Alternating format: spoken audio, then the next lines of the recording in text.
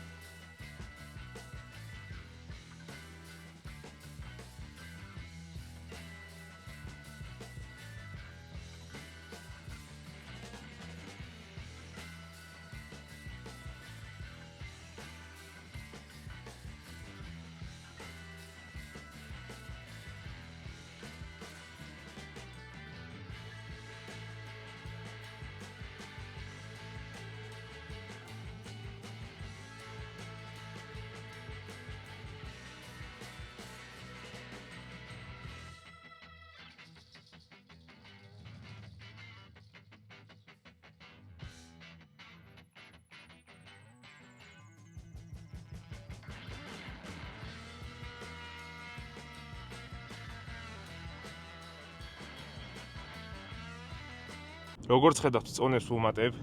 წონების მომატება ეფექტური გამოდგა. ადრე ერთი წონით ვარჯიშობდი და პროგრესი საერთოდ არ იგრძნობოდა, ეხლა კი მოვუმატე წონებს. რაც შეეხება კვებას, საკმარისი რაოდენობით ცილებს ვერ ვიღებ და ამიტომ უჭირს, კუნთებს აღდგენა. ამ კვირაში ვაპირებ დანამატის მიღებას, რა თქმა უნდა, პროტეინის. ესეთი პროტეინი უნდა შევარჩიო, წონაში რომ არ მომიმატოს. სახელს არ დავასახელებ, რეკლამა რო არ გამომივიდეს. რეკლამაში თანხას არავინ არ მიხდის, ამიტომ არ დავასახელებ კონკრეტულად რომელ პროტეინს მივიღებ და სად შევიძენ.